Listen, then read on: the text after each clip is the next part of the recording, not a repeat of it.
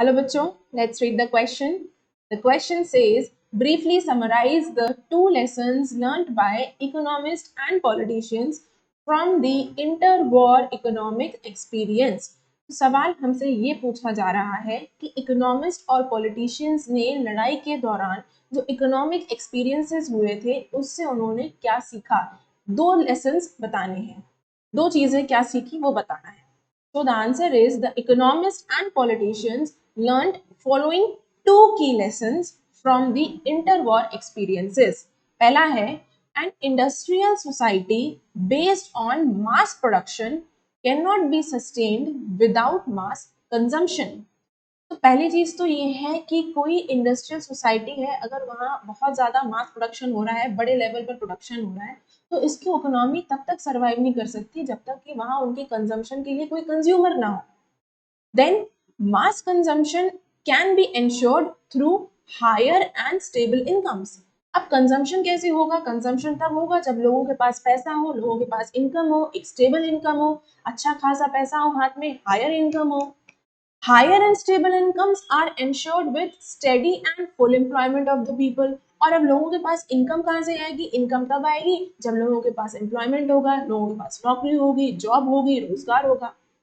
Since market alone could not guarantee full employment of the people. सिर्फ market ही लोगों को इस चीज को गारंटी नहीं कर सकता कि सबको रोजगार मिल जाएगा। Government must intervene to minimize price fluctuations, output and employment. सिर्फ मार्केट गारंटी नहीं दे सकता, गवर्नमेंट को भी दखल अंदाजी देनी पड़ेगी, लोगों को एम्प्लॉयमेंट देना पड़ेगा, आउटपुट को कंट्रोल करना पड़ेगा, प्राइस फ्लक्चुएशन को कंट्रोल करना पड़ेगा। Thus, इसलिए economic stability can be ensured through the intervention of the government.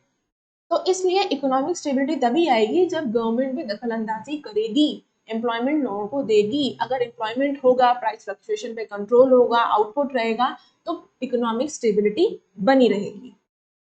Then the next is the second lesson is that the country's economy is globally interrelated. कि जो एक country की कोई जो इकोनॉमी है वो इंटर रिलेटेड है ग्लोबली, मतलब एक कंट्री कई देशों से जुड़ा हुआ है, हम अपना सामान बेचते भी हैं और खरीदते भी हैं।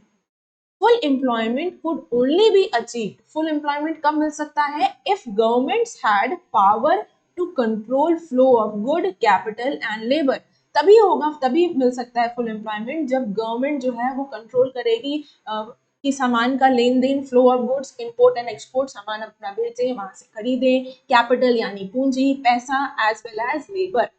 I hope you understood the question as well as the answer. Best of luck.